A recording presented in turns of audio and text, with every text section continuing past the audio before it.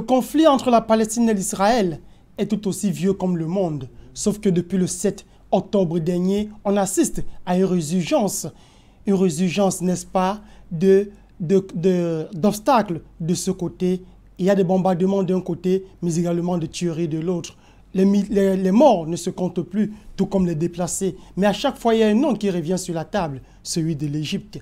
Quel rôle joue finalement ce pays du Maghreb au cœur de ce grand conflit israélo-palestinien au Proche-Orient? Ce sera ça le grand fait majeur de ce jour. Mesdames, bonjour, monsieur, bienvenue. Fait majeur vous ouvre ses portes. Deuxième livraison du mois de novembre.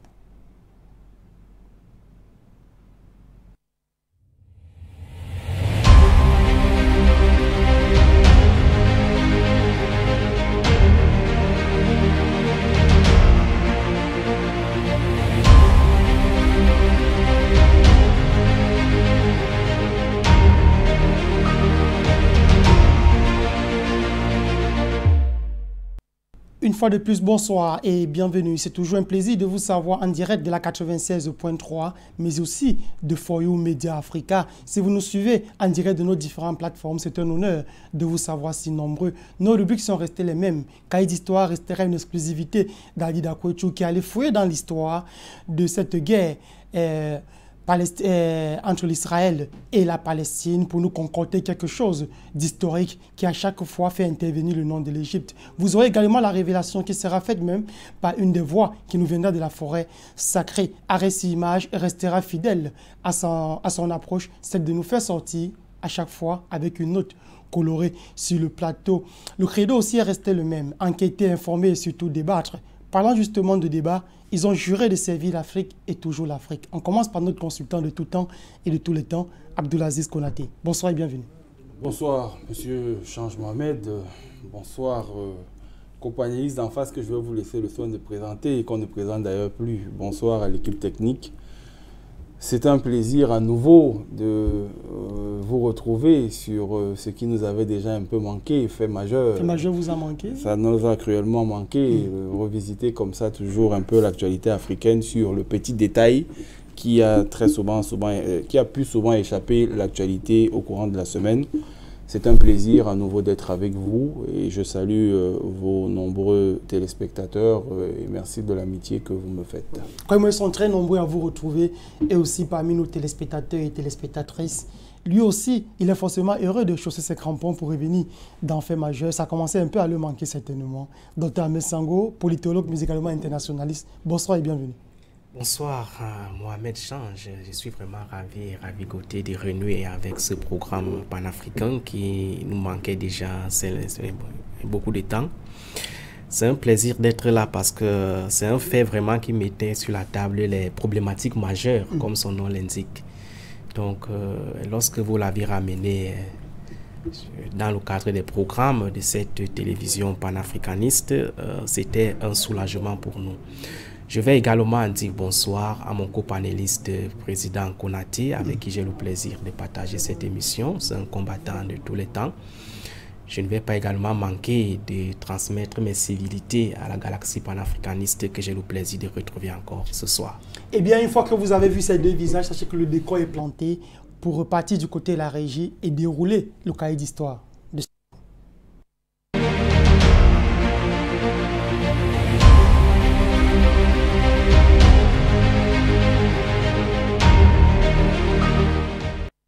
L'Égypte ne cédera pas une partie de son territoire pour accueillir les réfugiés palestiniens de la bande de Gaza, précisait le maréchal al-Sisi en 2013, une position réitérée en 2023. Pourtant, le déplacement forcé de la moitié de la population du nord vers le sud de l'enclave palestinienne semble attester de l'adhésion des autorités israéliennes à cette solution et présage pour nombre de Palestiniens d'une seconde Nakba, la catastrophe non donnée à l'exode massif des Palestiniens en 1948. Les deux Gazaouis forcent la frontière et entrent en Égypte dans le nord du Sinaï où ils achètent toutes sortes de denrées alimentaires en grande quantité et y demeurent plusieurs jours. L'incursion n'est pas réprimée par les autorités mais subit néanmoins de réactions violentes de certains dirigeants égyptiens.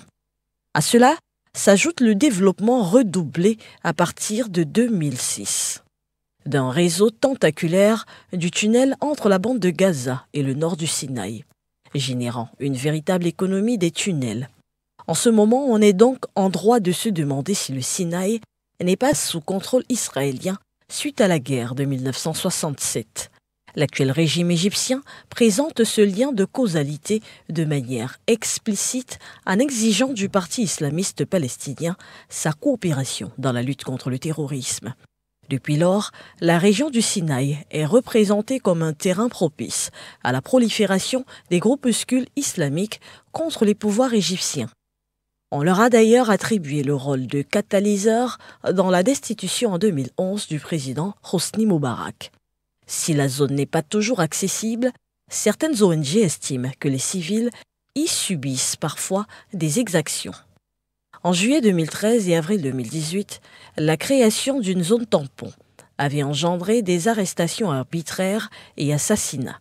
Les autorités égyptiennes ont donc manifestement changé leur perception vis-à-vis du dossier palestinien depuis 2013, laquelle consiste désormais à garder la proximité avec la bande de Gaza en faisant de la gestion du conflit. Mais pour combien de temps encore? Entre-temps, des deux côtés, les victimes ne se comptent plus.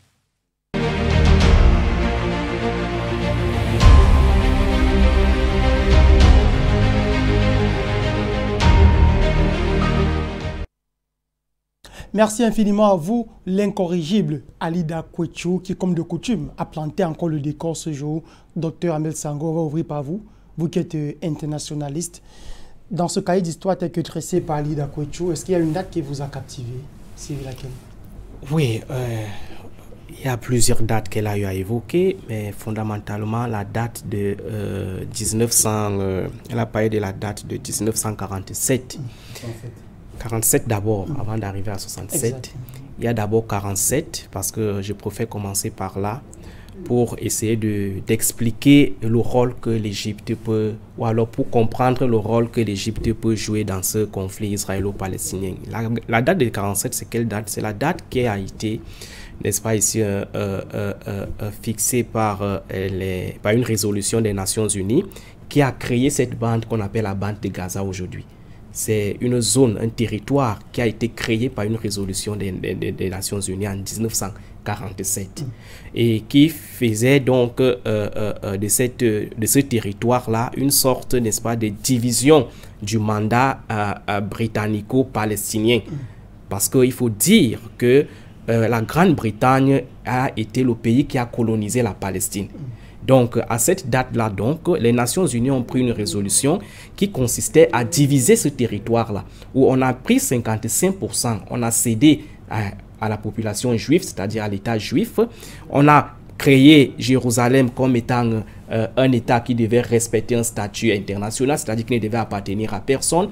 Et le reste du territoire, n'est-ce pas, revenait aux populations arabes, c'est-à-dire à la Palestine. Donc, c'est tellement important pour comprendre pourquoi est-ce que l'Égypte aujourd'hui peut jouer un rôle important. Deuxième chose également, il faut savoir que l'Égypte a des frontières partagées avec Israël et la Palestine, fondamentalement le Sinaï et le Fata. Le Sinaï, après la guerre de 67, avait été, n'est-ce pas, ici accaparé par Israël, qui est un territoire égyptien. Au fil donc du temps, les résolutions des Nations Unies ont travaillé pour que Israël quitte de ce territoire-là. Mais jusqu'aujourd'hui, il y a une partie du Sinaï qui appartient à Israël.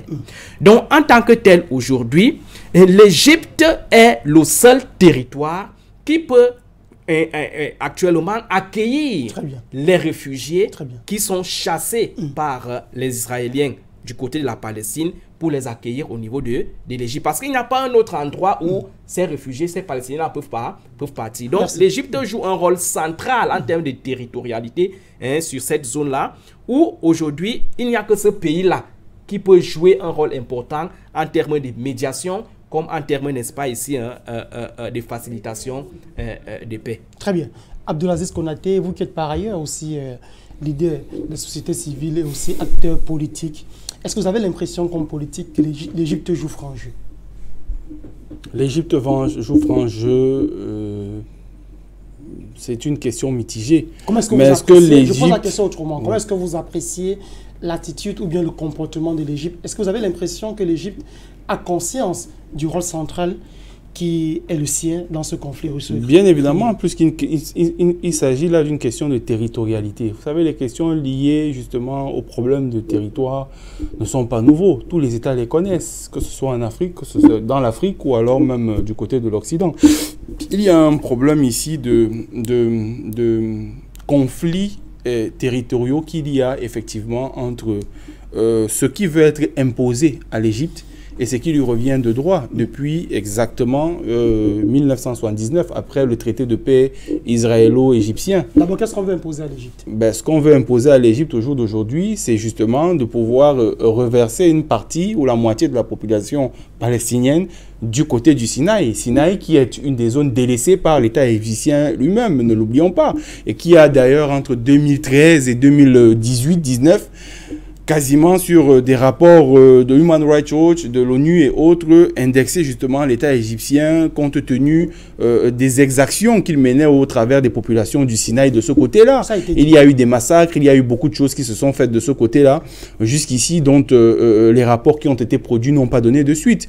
Il faut dire que c'était jusqu'ici un peu le no man's land de l'Égypte, ou alors la zone abandonnée, la zone qui était considérée un peu comme, ou du moins les citoyens du Sinaï qui étaient jusqu'ici considérés comme une zone de seconde zone qui avait déjà permis à ce que justement, comme ça a été dit dans savamment dans le cahier d'histoire, s'est transformé par la nature même des choses en une zone de commerce où un certain nombre d'habitudes effectivement se sont faites entre les populations de la bande de Gaza et justement ceux du Sinaï du fait de cette proximité frontalière. Au jour d'aujourd'hui, l'Égypte joue sa sécurité frontalière et ne veut pas endosser un problème en réalité ou hériter d'un problème en réalité que voudrait, n'est-ce pas, lui faire porter une fois de plus Israël, quand on sait qu'il y a déjà cette alliance qui commence tant bien que mal à gêner un peu les pays arabes, notamment pas seulement que l'Égypte, mais on voit un peu dans le dernier sommet même d'ailleurs qui vient de se tenir de la Ligue arabe, justement d'urgence concernant la situation palestinienne, l'Égypte qui a eu des positions extrêmement contradictoires à ce qu'on lui connaissait jusqu'ici avec Israël concernant justement le Sinaï, parce qu'il s'agit là bien évidemment, s'il faille déplacer la moitié, on parle là quand même de près d'1 million, un peu plus d'1 million de personnes à déplacer du côté du sud, c'est-à-dire que quitter du nord de Gaza pour aller vers le sud, donc dans le Sinaï. On parle là quand même d'un certain nombre d'autres problèmes qui sont en vue, dont l'Égypte n'a très certainement pas besoin au jour d'aujourd'hui. D'où le renforcement de son équipement militaire du côté du Sinaï pour pouvoir justement contenir cette menace-là. Et ce serait très certainement pour l'Égypte, en réalité, qui jusqu'ici a voulu jouer le rôle ou alors le jeu de l'équilibrisme, avec justement entre le Fatah et le Hamas, en voulant un peu caresser les uns et les autres en fonction des intérêts géopolitiques ou alors géostratégiques de la zone, sera amené au jour d'aujourd'hui à prendre une décision radicale. Celle-là, effectivement, de pouvoir sauvegarder sa souveraineté, c'est de ça qu'il est question au jour d'aujourd'hui, ou alors simplement, une fois de plus encore, faiblir aux exigences d'Israël, et qui dit Israël par ricochet, les États-Unis. C'est en cela même qu'on voit, bien évidemment, les va-et-vient du secrétaire d'État américain Blinken tous ces derniers jours-ci du côté du Moyen-Orient, et précisément du côté du Caire, où ces questions ont été, on peut dire qu'il y a une certaine pression même qui a un peu été faite sur le dirigeant de l'Égypte, Mohamed, le général Sisi. Mais il faut dire que c'est mal connaître la bête. Il n'est pas du genre à céder généralement au chantage. L'Égypte, au jour d'aujourd'hui, se retrouve dans une situation extrêmement difficile où elle ne veut pas voir un conflit se déporter sur son territoire. Et il faut absolument le défendre parce que, tout compte fait, si toute la partie nord de Gaza est vidée, ça sous-entend que c'est bien évidemment l'Égypte qui va transporter, n'est-ce pas, ce conflit frontalier-là qui ne profite à personne en réalité dans la sous-région. Merci Abdulaziz Konaté. Docteur Amel Sango, Abdulaziz Konaté rappelle le rôle protectionniste de l'Égypte qui tente de s'assurer que les frontières soient respectées pour ne pas se sentir à un moment donné absorbé, comme cela a été le cas, je crois, en 2013. On avait quand même vu il n'y avait pas eu d'agression physique des gens qui avaient envahi l'Égypte, mais il y avait quand même eu des réactions violentes de certaines autorités égyptiennes qui n'étaient pas contentes de savoir qu'il y avait le frère du côté qui était venu annexer de ce côté. Comment est-ce que vous appréciez cette position de l'Égypte? Est-ce que l'Égypte vous rassure dans sa position? Oui, écoutez, aujourd'hui, on peut comprendre, n'est-ce pas, ici, que l'Égypte se méfie pour des raisons, n'est-ce pas, ici, des transnationalisations de cette crise-là, qui peut se retrouver aujourd'hui de son territoire. Mais je pense que pour comprendre davantage le rôle de l'Égypte, il faut procéder par une analyse politique, si vous voulez, même géopolitique. En réalité, l'Égypte essaye de jouer un rôle, n'est-ce pas ici, de puissance régionale, d'accord, d'acteur dans cette sous-région qu'on appelle le Proche-Orient. Mais en réalité, le champ de manœuvre reste réduit parce qu'il existe là des pesanteurs qui empêchent à cette puissance égyptienne à véritablement jouer son rôle.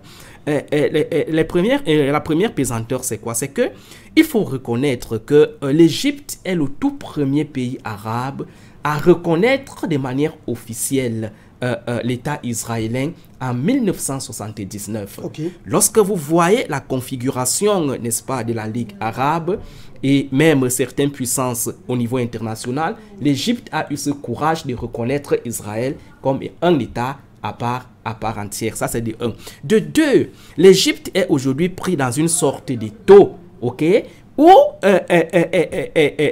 il n'arrive pas à concilier ses alliés, d'accord, américains, bref, ses alliés occidentaux qui soutiennent majoritairement Israël. Et même cette Égypte qui a aussi des accords de paix signés avec Israël d'un côté, et de l'autre côté, sa population qui est majoritairement, n'est-ce pas, ici, enclin à la cause palestinienne. Lui, en Égypte, est empêtré dans des accords, des alliances avec les États-Unis, avec la France. On peut comprendre cela parce qu'en réalité, ce sont ces États-là qui mettent à la disposition de l'Égypte, par exemple, l'industrie d'armement, la dette, l'aide publique au développement, etc. etc. Et que veulent ces pays? Que veulent ces pays? Donc, ces pays, en réalité, ont une ambition claire face à cette crise-là. C'est, n'est-ce pas, l'ambition d'encercler, n'est-ce pas, la Palestine avec pour objectif, n'est-ce pas, ici, d'occuper ce territoire-là. Parce que l'enjeu est d'occuper le territoire du Proche-Orient, c'est-à-dire le territoire de la Palestine. L'autre pesanteur qu'il faut comprendre, c'est quoi? C'est que le Hamas, en réalité, qui est l'un des mouvements importants de la cause palestinienne, n'est-ce pas, ici, n'est pas toujours en phase avec l'ANP, l'Alliance nationale de libération de la Palestine, dont Mahmoud Abbas est le leader aujourd'hui.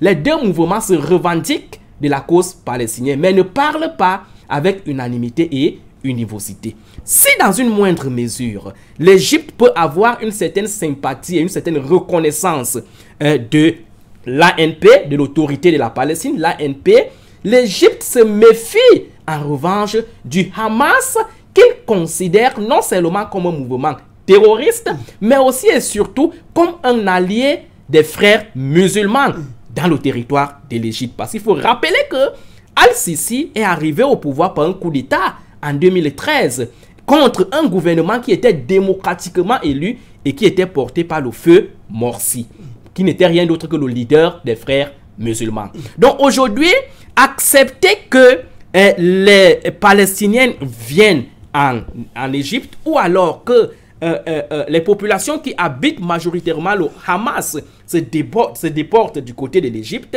c'est mettre difficilement en danger Al-Sisi, qui est, n'est-ce pas ici, victime d'une opposition féroce des frères musulmans. Et il ne faut pas déconnecter cette problématique-là, ce rôle de l'Égypte, avec les élections de décembre. Vous savez que les élections présidentielles sont convoquées en décembre dans ce pays-là. Donc, Al-Sisi aujourd'hui est dans cette situation tellement difficile où il n'arrive pas à se mouvoir facilement entre, n'est-ce pas, ses alliés d'un côté et la population de l'autre côté qui est beaucoup plus portée par la cause palestinienne. Mais au-delà de tout ce qu'on peut dire, il faut tout simplement comprendre que l'Égypte aujourd'hui est beaucoup plus orientée vers l'organisation des élections présidentielles. Parce que ce qui préoccupe maintenant Al-Sisi, c'est de remplir pour un troisième mandat. Peut-être après les élections de décembre, là, la position de Al-Sisi pourrait, n'est-ce pas ici,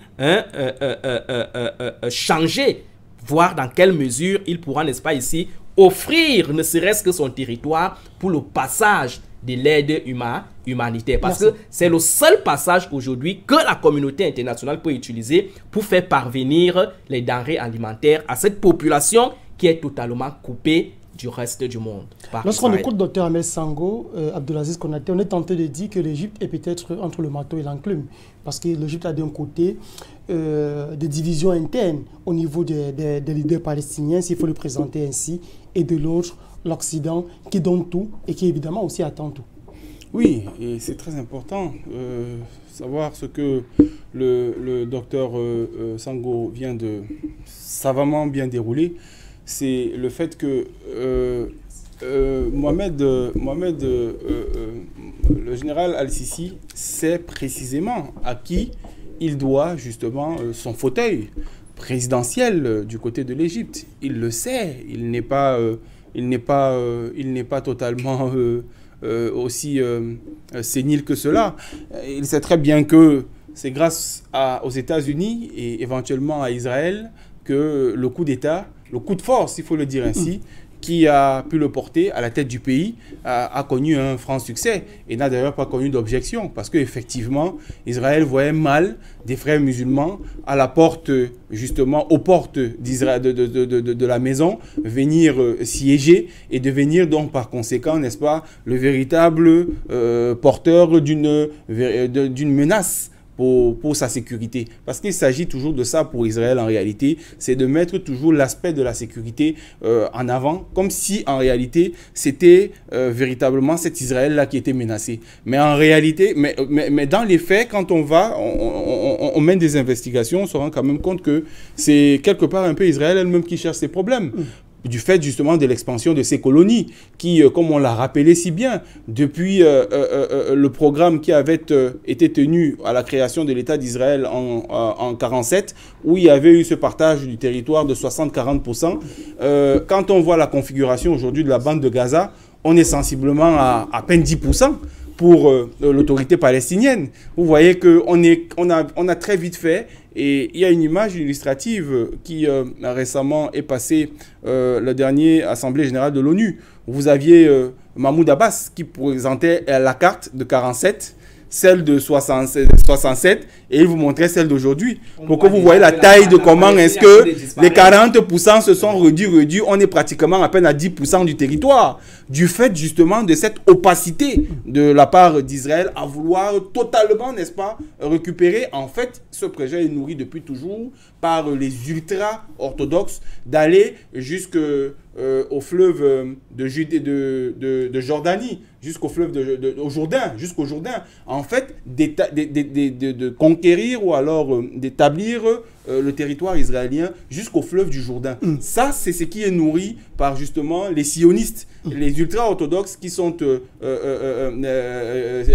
actuellement à la manette du côté d'Israël. Et il y a donc cette frange de la droite là qui est un peu plus modérée, qui elle reconnaît effectivement le droit à l'existence du peuple palestinien, même s'ils ne sont pas très avant-gardistes sur les questions liées, n'est-ce pas, à l'état de la Palestine. C'est donc dans un melting pot comme celui-là, en réalité, M. Change, où on voit donc qu'il y a effectivement ce mauvais rôle ou alors ce rôle de poker menteur que jouerait Israël entre celui qui se pleure et en même temps celui qui se fait fouetter lui-même. C'est-à-dire qu'il se fait fouetter et il pleure. Donc il y a quand même question à se poser de savoir est-ce qu'un seul acteur peut pouvoir jouer deux rôles. C'est malheureusement dans cette dynamique-là malsaine à laquelle est inscrit Israël qu'il faut aujourd'hui pouvoir décrier réellement, dénoncer même, et dire que en réalité, du côté de l'Égypte, si l'Égypte aujourd'hui devrait, et Al-Sisi on le voit très bien, on vient de le rappeler,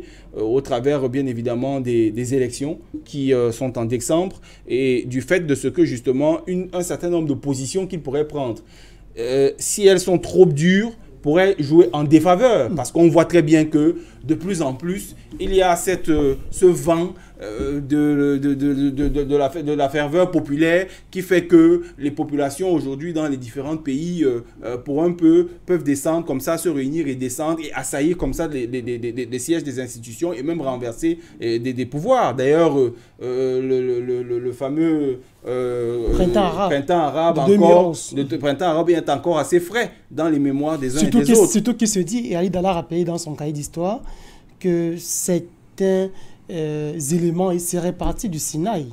Oui, certains éléments seraient partis. Parce que le Sinaï nourrit déjà une certaine frustration. En fait, déjà, les populations du Sinaï, qu'il faut le rappeler, on ne le dit pas souvent assez, mais constituent quand même 20% de la population de l'Égypte. Ces populations-là sont considérées comme étant marginalisées, comme étant des populations qui sont tout simplement des citoyens de seconde zone. Donc là est le terreau fertile pour tout type d'éventualité, notamment concernant les aspects sécuritaires de ce pays-là. On sait que le taux de pauvreté, on sait qu'un certain nombre de velléités majeures sont établies de côté du Sinaï, et le fait justement de l'absence de l'autorité de l'État a créé un certain nombre de proximités sur les échanges commerciaux, autant pour moi avec l'autorité palestinienne et cette zone-là, bien évidemment, du Sinaï de l'Égypte, et a permis donc, n'est-ce pas, de mettre en place ce que j'ai appelé, n'est-ce pas, un no man's land. Un no man's land qui, au jour d'aujourd'hui, plus que jamais, fait une problématique et sera très certainement parmi les questions majeures qui seront portées sur la table pendant ces périodes électorales du côté de l'Égypte. On s'attend donc très certainement à ce que le général Al-Sisi puisse, et je ne souhaiterais pas être à sa place, dans le jeu d'équilibriste auquel il est soumis actuellement, il faut dire qu'il joue là véritablement une carte très grosse, celle qui pourrait soit lui effectivement octroyer un troisième mandat, ou alors simplement procéder à son auto-éjection pour voir d'autres hommes providentiels arriver à la tête de l'Égypte. Vous voyez que davantage cette situation donc assez tendue entre Israël et Égypte est d'autant plus inquiétante. Israël qui jusqu'ici avait bien évidemment porté au fauteuil présidentiel le général Al-Sisi pour mettre hors d'état de nuire les frères musulmans. Au jour d'aujourd'hui, est-ce qu'Israël va accepter, au nom de l'émancipation de leur colonie et bien évidemment de d'autres intérêts, pouvoir sacrifier aujourd'hui son alliance historique avec l'Égypte qui a permis de contenir jusqu'ici un certain nombre dites de menaces par eux? Merci. Docteur Sango, on va dire un mot quand même sur le Sinaï. Le Sinaï qui est comme cette zone qui devrait être tampon. Il y a d'un côté des gens qui pensent que le Sinaï a pendant longtemps été marginalisé par la République égyptienne, qui ne le traite pas comme il devrait le traiter. Pourtant, le Sinaï a beaucoup de mines d'or, et de l'autre, ceux qui n'attendent que à ce qu'on les ouvre les portes pour qu'ils aillent s'installer au Sinaï. Comment est-ce que l'Égypte devrait gérer ce genre de situation à ce niveau? Il faut dire qu'en réalité, du point de vue de la territorialité, d'accord, le Sinaï est un territoire égyptien. C'est un territoire égyptien qui malheureusement a été, n'est-ce pas ici, spolié et aliéné par Israël à la suite de la guerre de 1967. Exactement. Qui aujourd'hui reste divisé parce qu'il y a une partie du Sinaï qui appartient à Israël et une autre partie qui revient à l'Égypte. La partie donc qui revient à l'Égypte est délaissée aujourd'hui par l'Égypte. On ne connaît pas les raisons. Mais il existe donc en Égypte des positions partagées. Exact. Il y a une plus grande frange de la population qui pense que le gouvernement égyptien devait donner de tout son pouvoir pour récupérer tout ce territoire du Sinaï et le mettre sous l'autorité de l'Égypte. Donc, question de faire une deuxième guerre encore. Absolument. Donc aujourd'hui, les populations sont pour ça. C'est un préalable pour résoudre la crise. Je ne sais pas si c'est un préalable, Il faut mais je le pense qu'un pays, en réalité, devrait contrôler tout son territoire. Devrait contrôler tout son territoire parce que c'est également le territoire qui fait du pays la puissance. Exact. Moi, je pense qu'aujourd'hui, la guerre israélo-palestinienne est aussi déterminée avec l'avènement ou l'alternance à la tête de ces États des différents présidents. Parce que on voit bel et bien que lorsque le président Kadhafi était par exemple vivant, par exemple, on comprend, n'est-ce pas ici, la grégarité qui existait entre Kadhafi et l'ex-président égyptien qui est que le vent du Maghreb arabe l'avait emporté, comme on l'appelle, Hosni Moubarak. Il y avait un tintant entre Kadhafi et Moubarak concernant ce problème israélien parce que Moubarak était toujours dans cette position que Al-Sisi est en train d'incarner aujourd'hui. Le président Kadhafi avait une position claire face à ce conflit israélo-palestinien. Pour le président Kadhafi, il était question que Israël respecte ne serait-ce que les accords de 1967. Donc il était question pour Kadhafi de créer un État palestinien à part entière. Or, aujourd'hui, il existe donc des pesanteurs. Parmi ces pesanteurs, je vous ai parlé des deux fractions, Hamas et Palestine. Parce que le Hamas aujourd'hui est considéré comme cette fraction dure qui est en train de soupçonner l'autorité nationale de la Palestine qui est portée par Mahmoud Abbas de conspirer avec les puissances occidentales pour ne pas créer un État palestinien. Donc aujourd'hui, on voit bel et bien que le Hamas est en train de jouer une position totalement radicale, déterministe, parce que le Hamas a compris que il ne faut pas dialoguer avec ces personnes, il ne faut pas négocier, parce que si on passe dans les négociations, on restera toujours dans ce jeu éternel. C'est pourquoi donc aujourd'hui en Égypte, Al-Sisi est en train de tout faire pour que les frères musulmans n'arrivent pas au pouvoir. Parce que vous comprenez tout de suite que si les frères musulmans arrivent au pouvoir en Égypte, à peu près comme Morsi l'avait fait en 2013, mais il a quand même été directement... Docteur, il a quand même été reproché aux frères musulmans de ne pas avoir des projets politiques. C'était le cas avec Morsi. Non, ça c'est le discours des pays occidentaux. Aucun mouvement politique ne peut quand même arriver au pouvoir sans projet politique. Et même si vous n'avez pas de projet politique, à partir du moment où vous avez été élu démocratiquement porté au pouvoir par votre population, ça veut dire qu'en réalité c'est déjà un projet. Donc on comprend tout simplement que c'est un jeu manichéen qui a été fait par les puissances occidentales qui avaient compris que l'avènement à la tête de l'Égypte des frères musulmans devait être, n'est-ce pas ici, un tournant déterminant, décisif pour la résolution du conflit israélo-palestinien. Donc aujourd'hui, il faut comprendre que le combat se passe au niveau de l'Égypte. Il faudrait que les frères musulmans travaillent pour arriver au pouvoir à la tête de l'Égypte pour que dans les jours à venir, ils essaient de renverser cette donne-là. Merci à vous, monsieur. On repart tranquillement du côté de la régie, prendre deuxième acte de l'émission Révélation.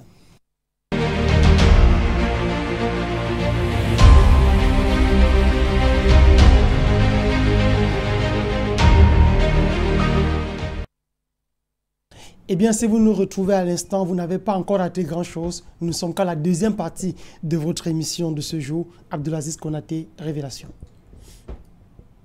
Gaza marine, 30 km aux côtes de Gaza, 30 milliards de mètres cubes de gaz gît dans les eaux territoriales gazaouis. Le projet Gaza Marine a suivi d'intenses échanges diplomatiques entre l'Égypte, Israël, l'autorité palestinienne.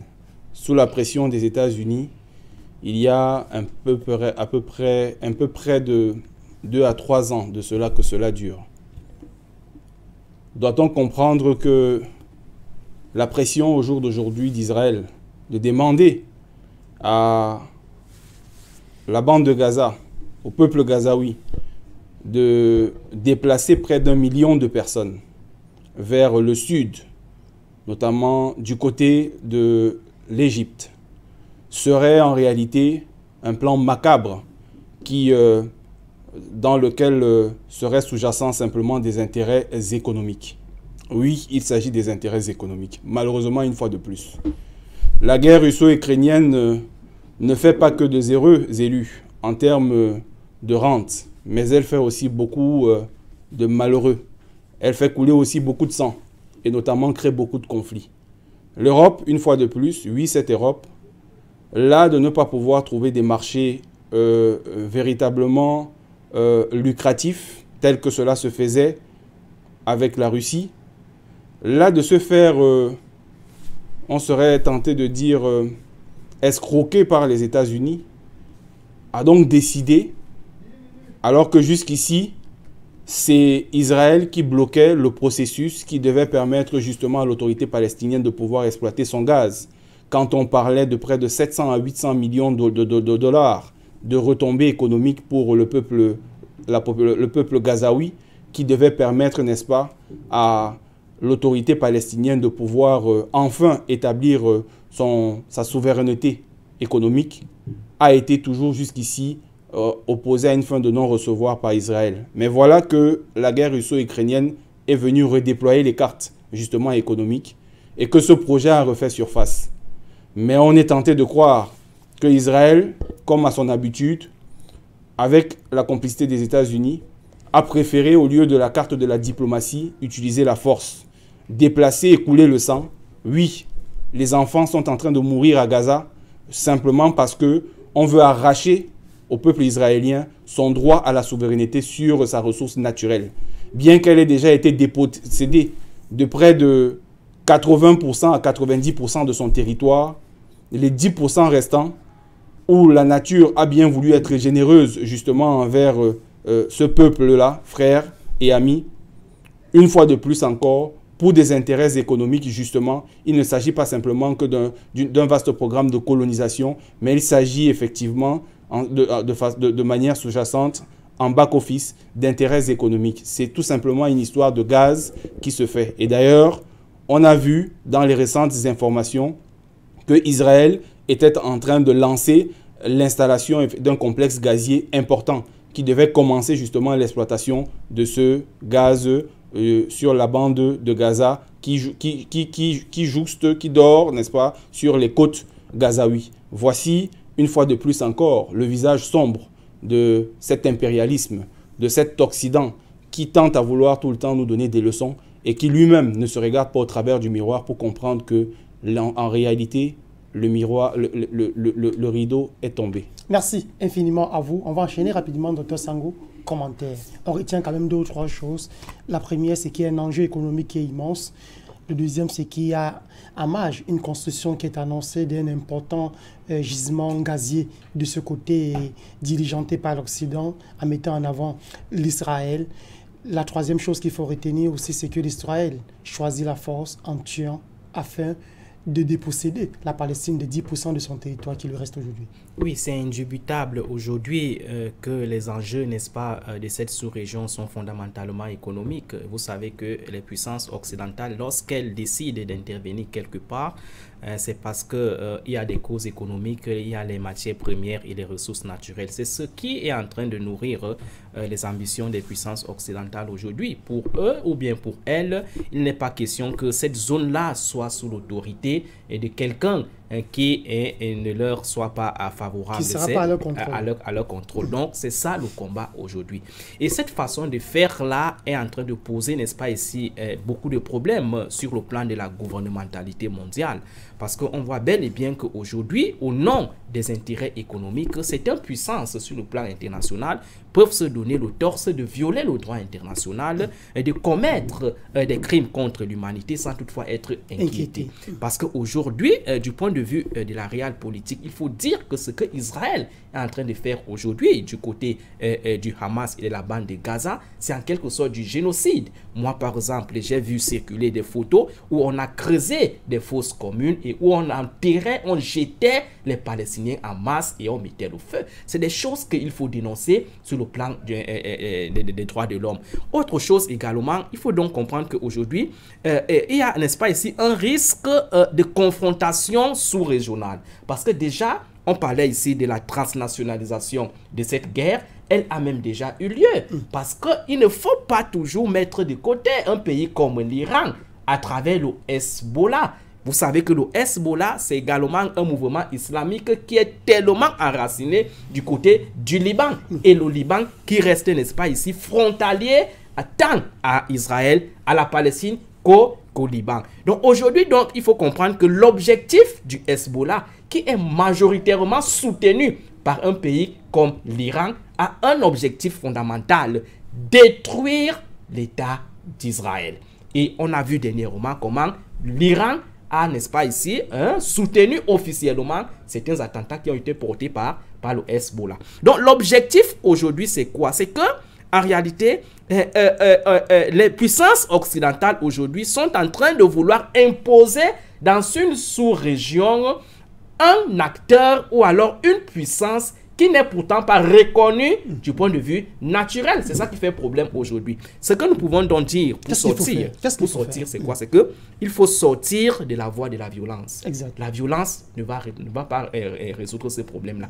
Parce que lorsqu'on reste dans la voie de la violence, c'est les vies humaines qui tombent. On voit comment de jour en jour des personnes meurent, des milliers de personnes meurent dans cette région-là. Est-ce qu'au nom du pouvoir, au nom des richesses, devons-nous tuer des vies qui sont pourtant censées jouir de ces richesses pour lesquelles vous êtes en train de combattre? Donc moi je pense que les puissances occidentales et Israël devraient se raviser et comprendre que l'heure est, n'est-ce pas ici, au dialogue. Il faudrait que ces pays-là se mettent sur la table pour résoudre ce problème du point de vue de la vérité, comme j'ai souvent l'habitude de vous dire. Parce que la vérité, nous la connaissons. Même si vous voulez envahir la localité d'un autre pays, ce n'est pas de cette façon-là. Il faut procéder par coopération, il faut procéder par dialogue. Merci, Dr Sango. Rapidement, Abdelaziz Konaté. Dr Sango convoque le dialogue pour espérer une accalmie entre l'Israël et la Palestine et surtout pour permettre à l'Égypte de jouer ce rôle qui est tant attendu de lui, ce rôle d'arbitre qui pourrait apporter de l'accalmie de ce côté. Dialoguer comment, avec qui et comment? Surtout parce qu'on sait qu'il y a eu plusieurs tentatives de conférences, notamment du côté de l'Algérie, du Maroc, mais qui ont accouché d'une souris. Au jour d'aujourd'hui, en réalité, l'Égypte a une position assez mitigée dans le rôle qu'elle pourrait véritablement jouer dans le retour à la paix, n'est-ce pas, du côté de ce conflit israélo-palestinien. Quand on sait que l'Égypte part déjà avec une posture, n'est-ce pas, de position prise. Et cette posture de position prise qui va en faveur, bien évidemment, comme je vous l'ai dit tantôt, de Israël et des États-Unis, du fait de ce que, justement, tenez-vous encore une fois de plus, l'histoire se répète aussi du côté de l'Égypte. Le général Al-Sisi tient justement sa présence en ce sein-là, du fait justement de la pression et du vouloir d'Israël et des États-Unis. Comment donc le même qui a déjà un parti pris pourrait pouvoir militer véritablement en faveur, n'est-ce pas, de la partie arabe, notamment de la partie gazaoui? Aujourd'hui, peut-être qu'il faudrait convoquer des pays comme le royaume chérifien, peut-être le Maroc, qui a aussi quand même une position assez respectable. Mais qui n'a pas assisté à la conférence de paix organisée. Justement parce que le Maroc n'est pas du tout d'accord avec un certain nombre de postures. Et le Maroc, justement, veut et prône cela, justement, et peut jouer ce rôle-là, justement, qui serait celui de venir effectivement jouer le rôle qu'on attendrait, ou on aurait attendu de l'Égypte. C'est-à-dire celui-là de neutralité pour pouvoir permettre à ce que on revienne aux positions de 1967. Merci, messieurs. Moins de 2 minutes pour prendre 2 petites images qu'on va vous donner le soin de commenter. Arrêt sur image.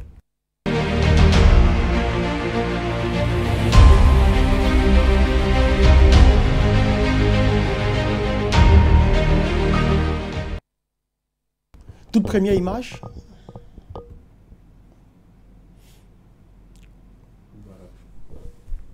Hosni Moubarak. Hosni Moubarak, ça a été, je peux simplement dire que c'est la continuité d'une histoire, c'est le maintien d'un équilibre. C'est celui-là qui a effectivement essayé de pouvoir effectivement amener ce conflit vers une certaine, je serais tenté de dire, un certain équilibre pour les deux parties. Mais c'est resté inachevé. Malheureusement, c'est un combat qui est resté inachevé et qui n'a pas pu avoir un héritage qui soit à la hauteur du personnage. Deuxième image. Abdel Fattah Sissi, le maréchal. La déchéance. Oui, je pense que Al-Sisi est aujourd'hui, n'est-ce pas, ici l'héritier de Morsi du point de vue idéologique. Parce que Morsi, c'est quelqu'un qui a été un dictateur, un despote, soutenu par les puissances occidentales. Parce qu'il jouait bien ce rôle-là. Au niveau Moubarak. Oui, Moubarak, pas moi aussi. Oui, je veux parler de Moubarak. Autant pour moi, Moubarak, c'est quelqu'un qui était, n'est-ce pas, ici porté, soutenu par les puissances occidentales.